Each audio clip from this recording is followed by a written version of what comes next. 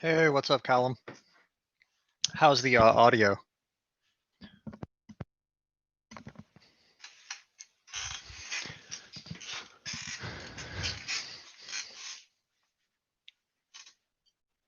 Awesome. Can you guys notice the difference in video quality? I'm trying to use a different camera.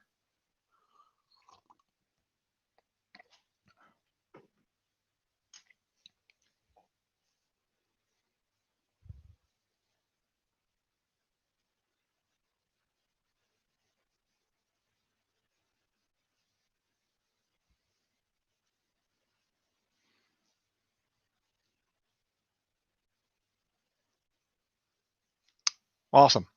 Yeah, it's really hard figuring out the getting the live stream quality to be really good. I had a 4K webcam before, but it wasn't. I don't know. It wasn't outputting good. So now I'm using like an actual DSLR camera.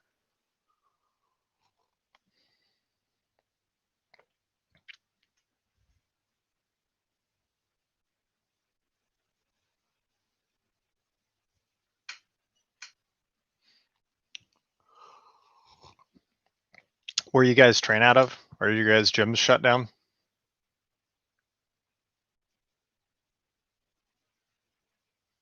Hey, what's up, Russell?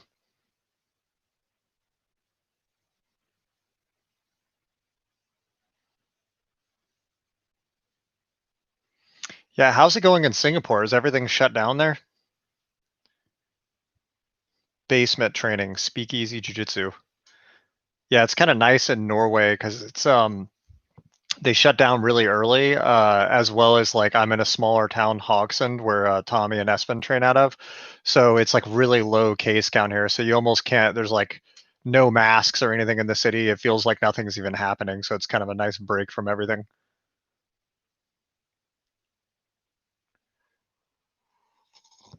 Hmm.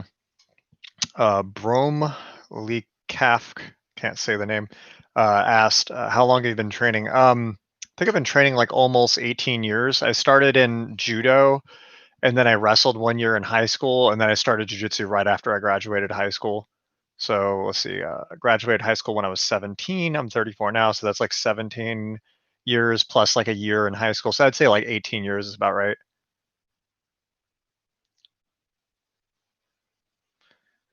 Yeah, I guess like you guys really locked up early in Singapore, right, Russell?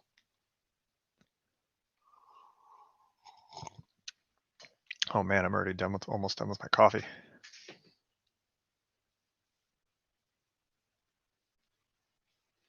Still strict measures are in place, yeah. Yeah, well hopefully shit starts opening back up a little bit more soon. What gym do you train out of, Russell?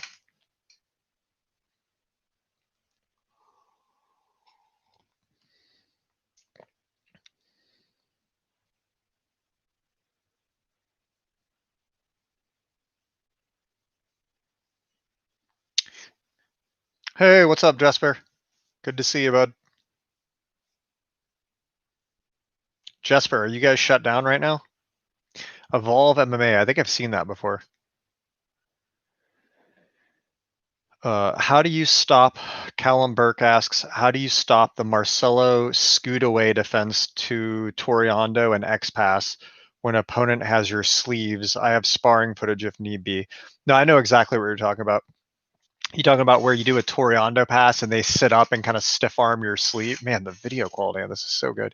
Where you they stiff arm as you do the Toriando and they sit up and kind of scoot away. Yeah. So I have a technique. I call it the flatliner. I'm trying. I don't have a. I think if you go to my YouTube videos and you look up one of my original videos, it's like spider guard pass that actually works.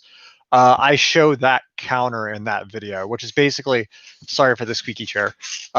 If I'm doing the Toriando and I'm passing to my left side and they're holding my sleeve, and I pass this way, as they start to sit up, I retract this left arm back so they're holding it, right? So when I pull it back, they're trying to sit up and do this. So as I pull it back, it opens their arm out like this, and then I drop my right shoulder into their shoulder and impact really hard and try to drive them back to the floor.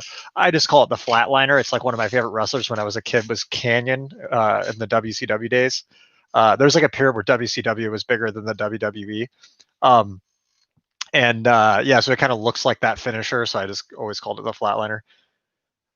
Could you do a video on the Matrix guard? I'm definitely going to do a video soon with Tommy or Espen on the Matrix itself. I wouldn't categorize who's better than Canyon. We'll go into that in a second. So the Matrix isn't really a guard itself. I think the Matrix to me is more analogous to like a triangle choke, right? It's a finishing mechanic or tool, right? It's somewhere in between. It's like you don't go to the matrix and sit there. The matrix is something that you set up, and you can set it up from collar sleeve, from like the keymaster. You could set it up from like X guard if they backstep. You could set it up from half guard, from reverse De La Riva. So it's like an attack that you can go for. So we're going to do a video and we'll kind of overview how Tommy and Espen kind of evolved the position, as well as some of the common setups. But it's hard to do a video on the Matrix guard because it's not really a guard; it's like an attack. So we'll kind of overview the power of the position and where you set it up from. Fun note, Josh Koff. Actually, I haven't asked them about this, but I think the reason they call the position the Keymaster is because it unlocks the Matrix, which is what it was in the movie. So that's kind of a fun little thing there. Who's better than Canyon NWO for life? Man, was Canyon in the NWO? Like, man, I'm really embarrassed I don't know this though because he was one of my favorite wrestlers back in the day. I think I started watching. Maybe he disbanded from the NWO, and I started watching after he left. Well, happy to see you, Ryan. Yeah, happy you caught me live. I'm going to start doing a lot more of these. I didn't do them in the past because I tried to use my webcam and I felt the quality was so low. But using the DSLR camera and like trying to get it all set up better, as well as I've been messing around, I've like figured out the OBS application for like live streaming. I'm going to try to do a lot more of these. I might even do some where I do stuff like I game and I answer questions at the same time. But I want to move more towards doing like weekly technique videos, but then also having a lot of like live streaming where you guys could just ask questions. Sometimes it'll be with a partner, sometimes it'll just be like talking like this. But I want to create more of like a daily live stream thing, like 5 days a week. Ideally, I would like to set it up in the gym as well so that like I can actually live stream me teaching in class, teach people, and then also have a computer up. So I just need to, when I get back to Sweden, I need to see how the gym is set up, and see if I can run like a Ethernet cable downstairs so that I can get it set up in the gym. But I think there's a lot of cool stuff that can be done with that. Okay, Canyon wasn't in the NWO, but was in the New Jersey Triad. Okay, yeah, that's what I thought. I didn't think he was NWO. Yo, John, finally caught you live. Where do you like to go after passing to north south? Yeah, once I go to north south, I usually go back to like side control. Then I usually progress to neon belly. Just because I'm smaller, I feel like neon belly is usually easier to control someone who's significantly bigger and stronger. I feel like as a light person, when you're fighting someone's really big, if fighting someone who is really big and strong, like a tight side control is very hard because it's like you attach it, they can kind of roll you. And it's like not that you can't stop it, but it just becomes very difficult. Whereas like if I'm going with someone who's like, 200 pounds and I put them in neon belly, if they turn in really hard, I can usually turn it back into a knee cut pass and then like face crank and a lot of things like that. So yeah, I use neon belly a lot, but I do use north south to secure the pass often. Hmm.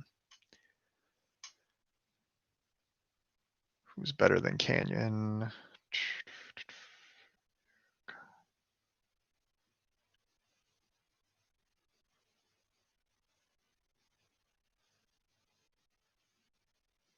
EMB, I was here for the mic blow.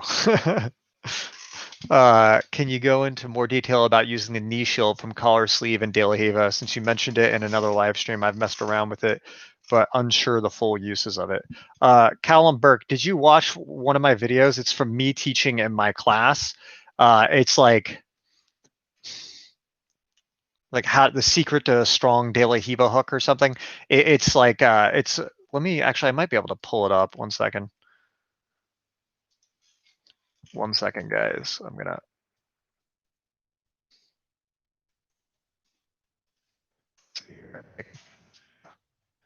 Strong De La Riva hook. It's a secret to a powerful De La Riva hook. Oh man, my buddy's computer is in Norwegian. I don't know what I'm. Oh, I'll try to do it this way. Copy, boom. All right, here we go. I'm putting it in the chat. Yeah, if you watch that video actually that I just posted in the chat, that'll actually go into what I'm talking about with that niche mechanic. When I'm talking about it in the one I just sent there, it's more in how to use it in context of setting up the guard and setting up De La Hiva guard. But if you understand the mechanic there, it transitions over very well to the collar sleeve. The only thing is if you do it in collar sleeve, you really need to be aggressive on the pull because they're going to try to trap your right leg when you pull. And if they do, it's not a big deal. You just lasso and push and get your leg back out. But if you're really aggressive on it, you can usually force them to post their hand on the floor, which allows the underhook De La Hiva. So that's cool. It's been really fun training with Tommy and Espen because there's a lot of things that, because we developed like not training with each other. So there's a lot of things that I do and a lot of things that they do that we each kind of miss. So that like mixing it together has unlocked a whole lot of unique different attacks, you know? So that's been really fun. Unfortunately, my neck is like shredded from doing crab rides and bolos for a week. So I spent like one day, like 3 hours doing crab rides, just like trying to figure out the small details on my neck. And I did that for like 3 hours. And then after that class, my neck was shot. So I've had to take the last week off. Hey, John, love your videos. What are your highest percentage moves from closed guard? Um, Overhook triangle. If you just get the overhook on one arm and press the wrist out, I think that's one of the highest percentage attacks in all of jiu-jitsu. So for sure, I would say that. Um, let's see here. I don't want to miss any questions.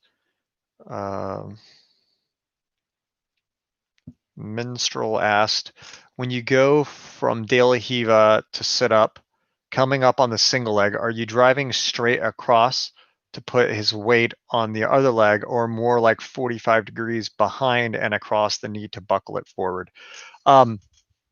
There's a lot of different contexts on how you're coming up on the single leg. So for example, if I came up from, when you're coming up on the sit-up guard, Minstrel, do you have the far sleeve when you're sitting up? You know what I mean? So like imagine my left hand's on the ankle, my right hand's on the far sleeve. I push the hip out and I go to sit up, right? Okay, yeah. So you have the far sleeve. So when you sit up, if he deadlifts, I'm actually going to respond a little bit different than if he's down into me. If he deadlifts, you could come up immediately or try to feed the sleeve or lapel. But I would say if he's kind of like somewhere in between, he's kind of down, then I would say I try to get more behind their leg. So like, sorry for the creaking chair, but I try to go so deep with my arm, like I really like lean forward with my arm so that I get my like shoulder to their, like my shoulder pec to their knee, and then I wrap their leg, and it's like I'm hooking the back of their leg with the crook of my elbow like this, and I pull it in. And then I really circle behind the leg, because when you get behind the leg, they can't angle their knee back into your chest to push you down to the floor. And it makes it way easier to come up because like you can come up behind them and grab the leg. So I would say if they're kind of down a bit, then I'm usually circling behind more. If they deadlift, then you just have to go forward. You can't really like do anything than go forward.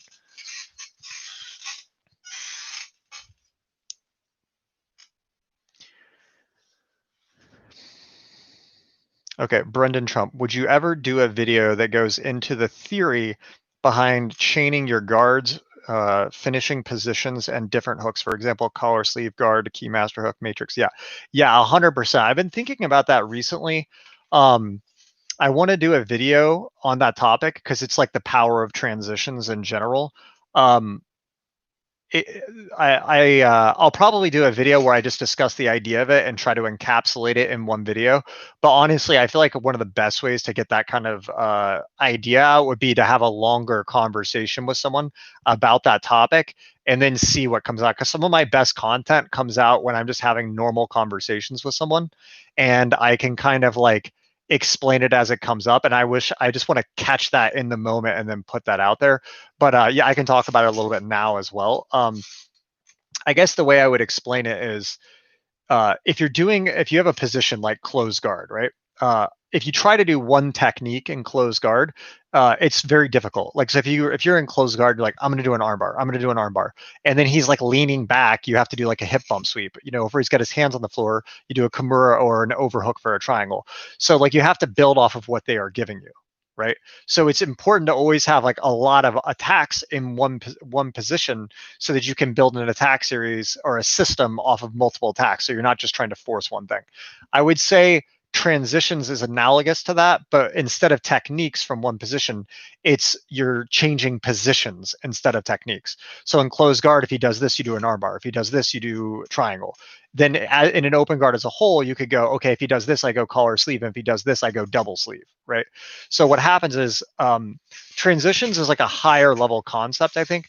So if you could imagine like, uh, if you don't know how to play collar sleeve well, but you know how to play double sleeve well, I can't really teach you how to mix collar sleeve and double sleeve well because you don't know how collar sleeve functions, right? So to really have good transitions, you need to understand each of the individual positions well, right? So if you have a very good double sleeve understanding, a very good collar sleeve understanding, a very good collar ankle understanding, then you have like 3 positions. And then as you're playing one, like you'll be playing double sleeve, for example, you will be able to be in the position and then see if you made the grip change from your right hand and double sleeve to collar sleeve, you'll be able to see what that position might look like. So, for example, there's position. This is very abstract, but there's positions within um, like if you're playing double sleeve, your opponent is thinking in terms of double sleeve, right? So he'll be thinking, oh, the guy wants to do this, he wants to be here. So he kind of knows what you're trying to do. But he's usually not thinking about what that same body positioning would look like as collar sleeve. So I might use double sleeve to get to a certain position. And then at the last second, switch to the collar. And now I'm actually in an advantageous grip set for collar sleeve. So by learning to transition, you unlock a lot of different attacks that otherwise wouldn't be there. So, but again, I think the key foundational skill set to develop good transitions is your individual skill in each position. So spend a lot of time in double sleeve, spend a lot of time in collar sleeve, spend a lot of time in daily hiva. As you get good at each of those individually, then you'll learn to start comboing them, if that makes sense. Callum Burke, are you still offering a room for rent in your house for people that want to come train with you? Yeah, absolutely. I mean, I guess the person has to be from Europe right now because the lockdown stuff, it's hard to get in from the US. But especially when that opens up more, for sure. I was also thinking about, like, I'm kind of unsure with what I want to do with my future as far as where I live and stuff. But I think for the foreseeable future, I want to stay in Sweden. So I was thinking about either renting a bigger place or possibly buying a house or something and having something more set up so I have more rooms for rent and also have like a better live stream setup. I kind of like the idea of having like daily live streams with a really good filming studio and a really good location for training so I can start like consistently streaming training from the gym and interact with everyone online.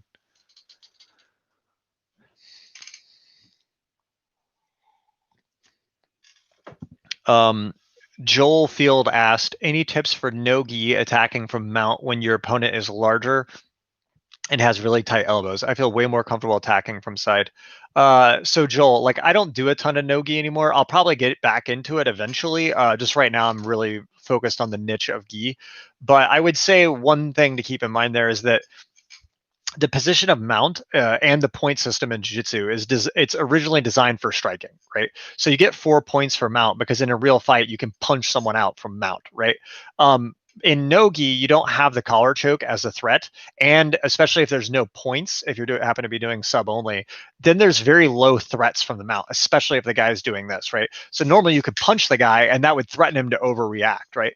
But if there's no striking at all and there's no collar choke, mount can actually be very negative in no-gi, in my opinion. It becomes very, especially if you're smaller, it just becomes very hard to stay heavy on the guy. You don't have the collar choke threat. And then if he bumps you, he can start working into leg lock series because he's already underneath your legs. So I think your instinct of going to side control or like knee on belly or something like that is actually, or even north south and working like the like Marcelo choke. I think all of that actually makes more sense. But again, I'm not an expert on no-gi right now, so I haven't put a ton of time in it. But that's just kind of like my intuitive feel. Um, uh, Christy Alex said, hi, dude. Just wanted to thank you for the good videos you put out. No problem, Christy. Really happy you guys enjoy it. I appreciate all you guys like watching the videos. It helps me, grow my following and help do what I love for a living. So it's two-way street. Yay for Sweden's. Yeah, Jesper. Yeah, for sure, man. I'm excited to come see you guys again when this shit calms down. Let's see. All right.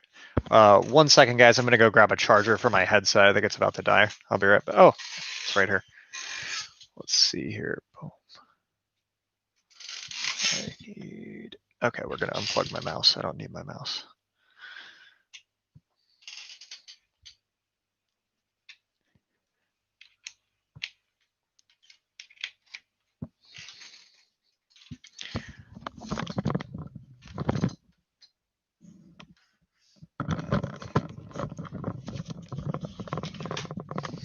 All right. Sorry, guys. You guys still hear me? There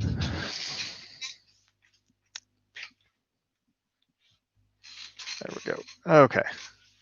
How much sauna do you do over there? Actually, I haven't done any yet in Norway. Tommy has been jumping me because they jump into the freezing river afterwards, and every time they don't give me pre-warning when they're going to do it, so it's always the last second. But I'll probably film it when we do it because usually what they do is they hop in the hot sauna and then they hop in the ice cold river and then hop back in the sauna. So I'm going to try to hopefully live stream it, but if not, we'll just do a regular video.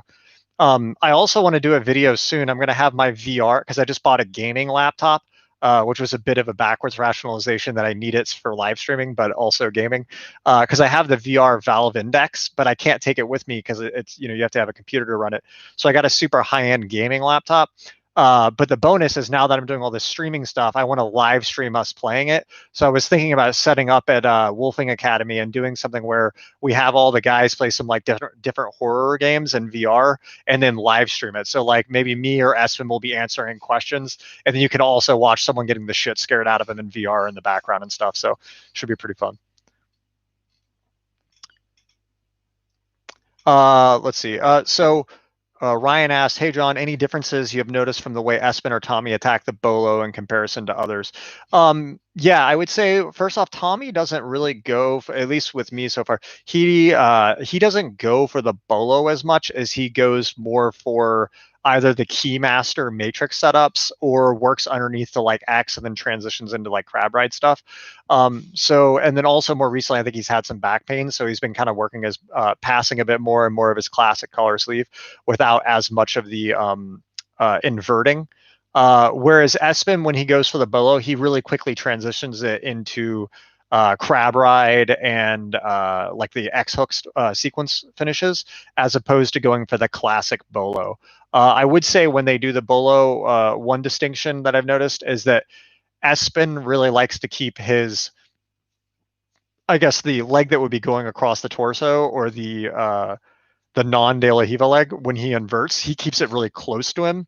Whereas I've seen other guys kind of like clamp it across the hip. And he likes to keep it close because if he messes up, he can always switch into that X hook crab ride more. Whereas when you have it across the body, he feels it's easier to get reboloed. I play with both. Honestly, since I've been here, like my understanding of the crab ride and X hook and all that stuff has just skyrocketed. So it's been really, really beneficial for me training here. It's also been cool exchanging the double sleeve stuff with them as well, because I think it's like a lot of new ideas for them to play with. And also Espen's really liking the setup guard. So I think that's going to be a big new thing for him. In general, the vibe here is just amazing, though. Everyone's so friendly. It's such a relaxed atmosphere. It's really like, we come in and we just have coffee in the morning for like 30, 40 minutes. Everyone just talks shit. We get into a good mood and everyone just kind of slowly gets on the mat. And then they just start kind of working whatever they want to work on. And as everyone starts getting warmed up, people start asking each other to roll. And then it gets really hard. Sometimes, so it's just kind of what you want to do. Because like everyone has like different moods they get into. So it may be one day and you feel like, oh, today, my back hurts. I just kind of want to work technical. Then you can just do 3 hours of technical work. And another day you feel good and you have a tournament you want to push and you push really hard that day. So it's kind of like a flexible environment. In my experience, I think that's the best for everyone to excel, because you can't have an environment where it's like everyone's pushing for the worlds, because you may have like someone that wants to train, but they also have a full-time job and kids and they don't want to like push for the world. So they just want to be there to work on stuff. Long answer to your question. Excited to see the new place, Jesper. Let's see. Mr. John, I love your content and teaching ability. Is BJJ your full-time career? Yeah, it is, for sure. BJJ and doing the YouTube stuff and traveling, teaching, it's pretty much all I do now. Thank you for the clear answer. What's your advice and thoughts on what to focus on as a new brown belt? Well, I would say there's nothing you should focus on as a brown belt. Like the whole belt thing in of itself is arbitrary, right? It's like you could be a brown belt and have good judo and very little guard and only passing, or you could be a brown belt and have no passing and no takedowns and a really good spider guard and a really good triangle choke, but know nothing about half guard, right? So it means like it doesn't really give me anything to build off with you're a brown belt, right? Because it could be you could have any set of skills, right? So realistically, I would say the most important things to have are good guard retention, a couple good basic open guards that you can build off, and then good answers for all the common guards, like knowing how to deal with lasso spider, knowing how to deal with collar sleeve left and right side, knowing how to deal with de la Hiva at least on one side, knowing how to deal with the single leg guard and reverse de la Hiva. Robin Huang, oh my God, this guy, I miss you, bud. Hello, sir. What's been your biggest breakthrough for the Crab Ride Bolo series? Training at Wolfing House. I'll tell you on the phone when you call me later, man. It's been forever. We need to catch up. Um, I would say a lot of it is one big thing was like uh, it's hard with the crab ride and bolo because like you kind of want it to be like, oh, just keep your hips tight, or keep it really tight on your chest, right? But then like it depends on the context of where you are. Certain times you really want your chest tight, and certain times you want the opposite.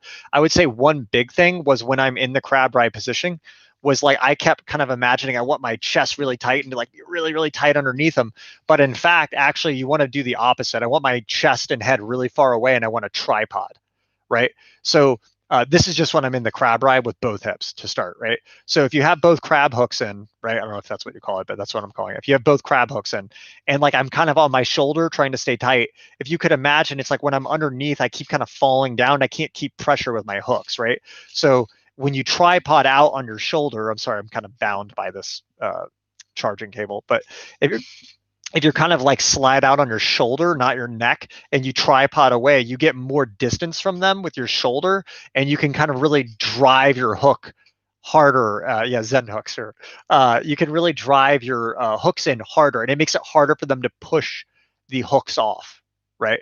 Because if you're underneath them and you have the crab hooks, and they can start pushing, you can't do anything about it. But when you tripod away on your shoulder, you have a lot more drive with your hook, so it's harder for them to push it off. And then as they push it off, be really fast to swipe the far lapel or even the near lapel. And then once you get that, then you can start inverting to go for the back, right?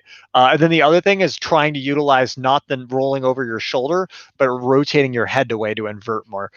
That's very like awkward feeling when you first do it, because like you kind of have to turn your face to the floor. I had a really funny moment where I was working it with Espen and he was doing it, and I was like, man, like I just feel like I can't do it. He's like, turn your head. And I was like, oh, but you have to kind of like be the mats here, and you just have to turn your forehead into the floor and rotate over. But when you rotate over your shoulder, you keep a lot more pressure in the hook as you invert, and it allows you to snap it in way faster. As well as learning to utilize the X hook position as well. So I think that's like a good thing to categorize. Like you have the X hook position and the crab ride positions. And then how Tommy and Espen finish them is actually a bit different. They have kind of different series. So I've worked more with Espen on it recently, but the other day when my neck was hurt, I just kind of talked with Tommy a lot about it, and I got a lot from that as well. So hopefully in 2 or 3 days when my neck's better, I can get back in, and I'm going to really work the next 2 weeks hard on it. Mike asks, would you be interested in coming to Finland to hold some seminars once COVID is over? Yeah, absolutely. I would love to visit. I've never been to Finland, so I hear a lot of good things. What city are you in, Miko? You can shoot me a message on Instagram as well, and we can talk a little more in depth. Let's see here. Audio is fine. Your collar series on Grappler's Guide is great. Any plans to do another grip series, maybe one suitable for a sloth like me? I think this cable with my neck is not helping. I think I'm probably honestly going to redo a lot of the series I've already done, just because I think that those series are so foundational and important. So a lot of people, they're always looking for the next thing. So it's like, okay, you got collar sleeve, you got double sleeve, you got de la Hiva, and like, what's next, right? Like you need another guard, right? I'm gonna unplug this now. So they're always kind of looking for like, what's the next guard to figure out, right?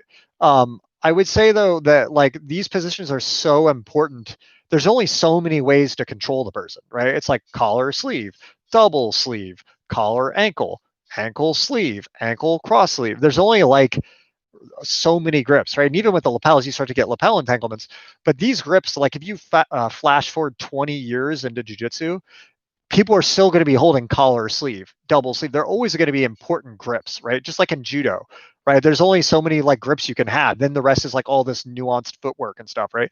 So because it's what is most interesting to me, and I try to build my business and my brand around what I find the most interesting to do and what I think is most important. I'm actually trying to go even deeper into those series because I think there's a lot of subtle details that completely transform the functionality of those positions.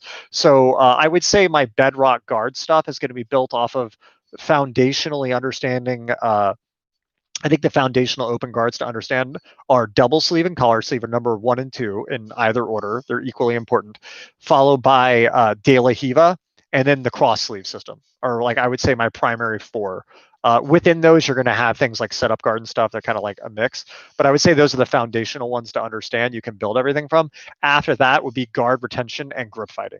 I'm going to build my own instructional series off of each of those that I think is like my foundational sets, and I'm always going to be evolving them over time because I don't want. It's not like collar sleeve has been solved. Like even working with like Espen and Tommy, there's a lot of things they do. I'm like, oh my god, I never thought of that. But then there's things that I do even from watching them that I do that they actually didn't even know that they either did or they don't do. And then I showed them. It's like, oh my God. So it's like each of us are like learning so much by exchanging these things. So I kind of like the idea of going really in depth on things. Okay, so long answer there. Let's see what else we got here. JewTube said, Robin, I miss you, man. Not sure who that is, but I miss Robin too. Obscurity Game said, I am a just promoted blue belt, but I have been watching a lot of videos on open guard.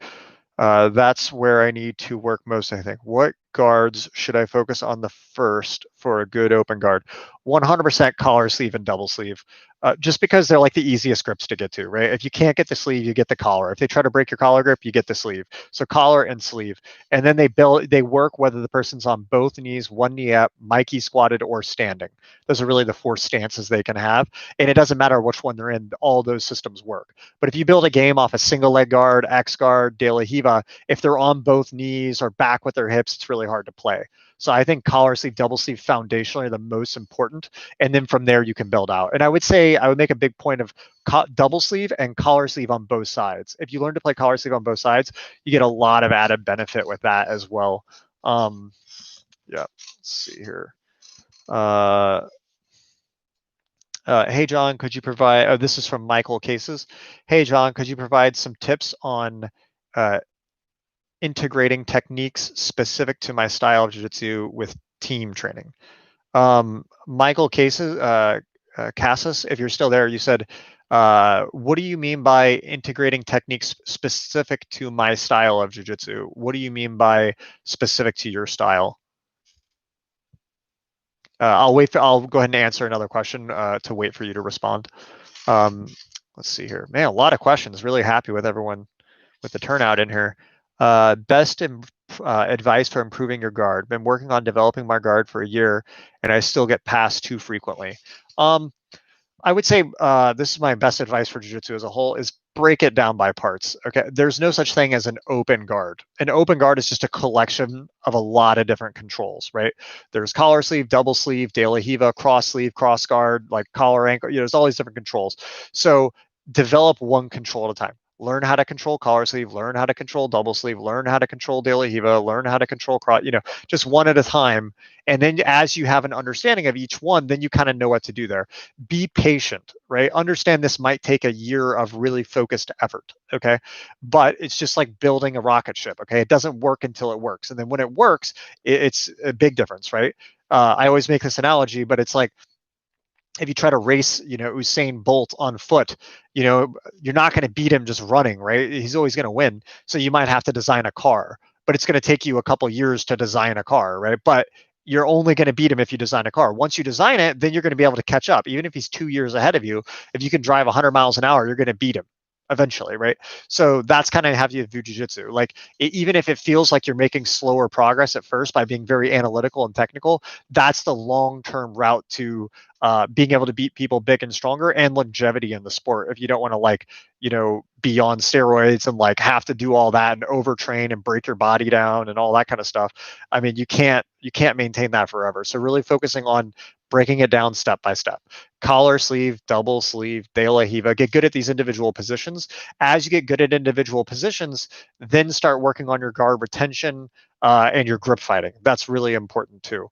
Um, but yeah, I'll be releasing some more content on that stuff soon as well with my instructional stuff as I get it up. Let's see if I don't know if he's still in the chat.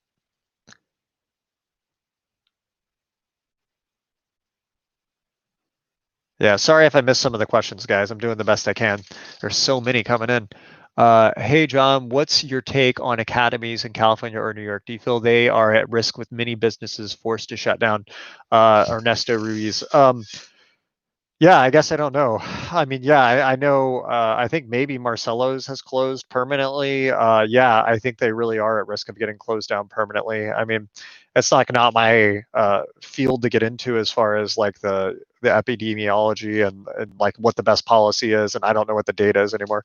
I mean, I would say just like without getting political, my thing in general is just today it seems to be almost impossible to get like an unbiased source for information, no matter what side of the political spectrum you're on. It's just very difficult to trust anything you're seeing because it seems like everyone has some sort of an agenda and isn't honestly reflecting their information, right? So, yeah, I just wish the best for everyone. And yeah, I do think the gyms in California and New York are struggling a lot.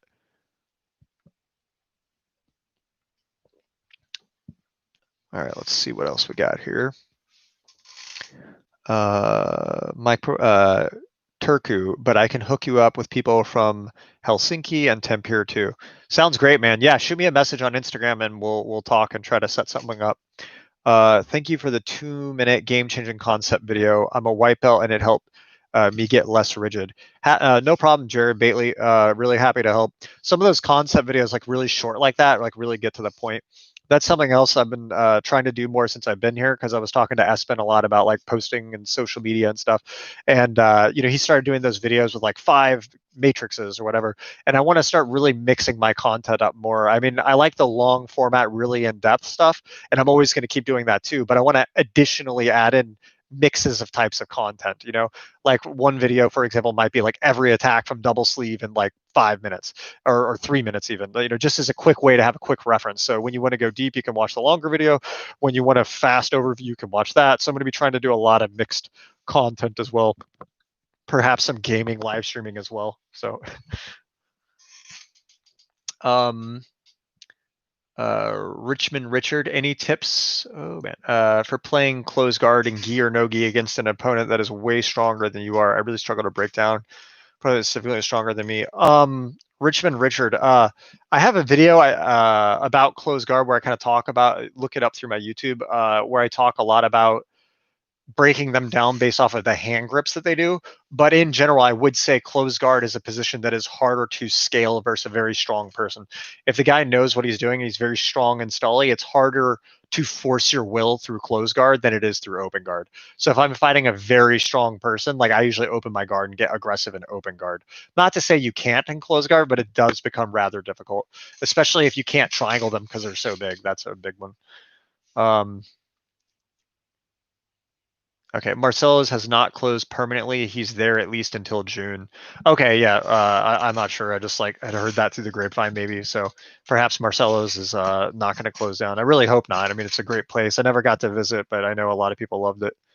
Um, at Sweet Baby, one huge thing for me was understanding grip fighting. To get my grips for my guard before my opponent gets his passing, John helped me understanding this. Yeah, thanks, Jesper. I remember that private. It was a big difference in your game. Thomas Stork, I don't have IG. That's sad to hear. I've been to his gym multiple times.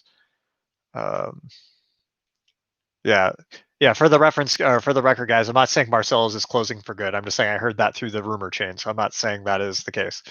So if I want to focus on developing collar sleeve and double sleeve system, but team training is focused on techniques and various guards, which is not a system.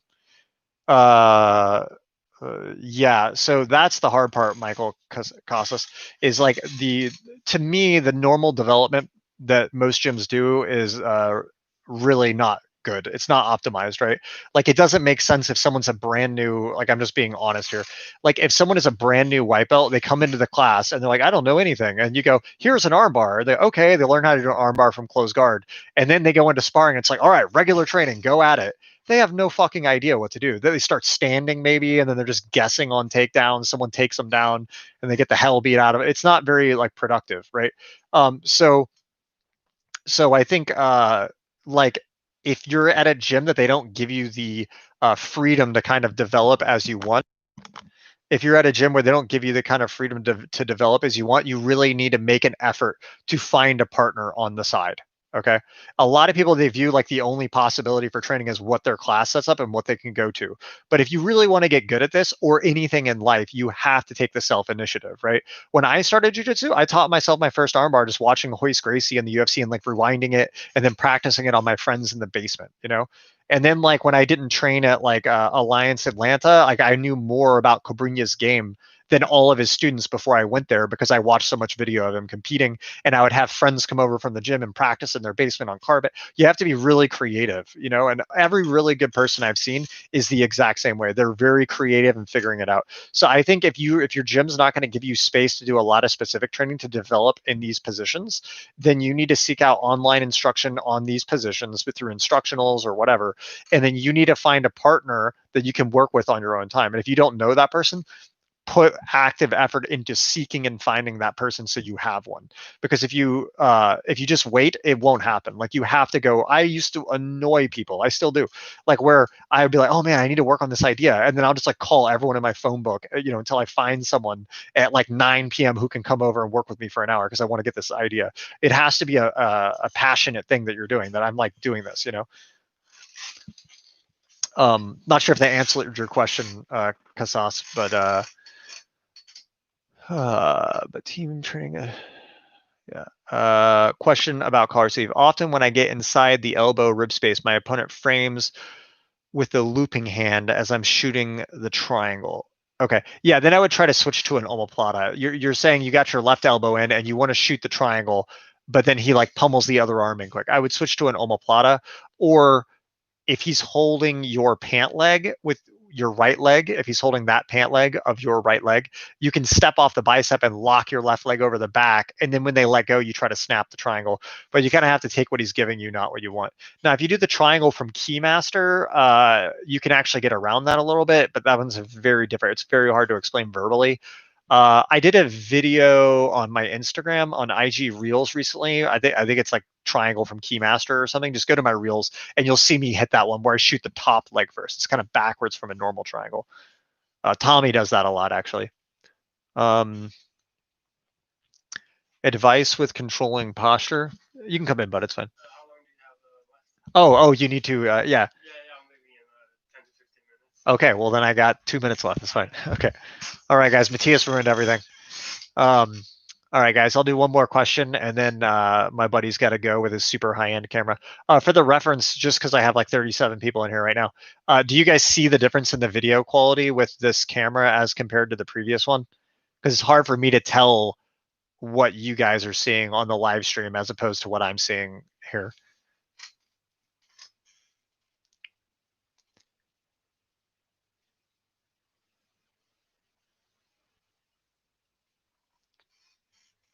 I'll tell Matthias Happy New Year, Carl.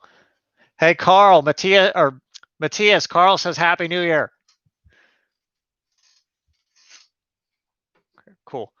Awesome. Yeah. Huh? Happy New Year's, Carl. Who's Carl? Carl? Yeah. That's the. Oh, okay. Yeah. I know Carl. Yeah. Okay. Yeah. Got that, Carl. Yeah. What's up, Carl? Man, these are so fun. Okay. Awesome. I'm happy you guys like the quality. I'm going to be buying my own DSLR soon as well. So expect, yeah, but you can up the resolution on the stream. Seems like it's, yeah. So Minstrel, I don't know if you know anything about this. If anyone has any advice, when I do the live stream, it always shows the max choice is 480p, right? So right now I'm filming with a a Sony like A702S, I don't know, some super high-end camera. Yeah, the hair is what matters, right? Uh, so I'm filming with this super high-end camera. I'm plugged in directly to the Ethernet with really high speed internet. And I've tried to set everything as high as I can.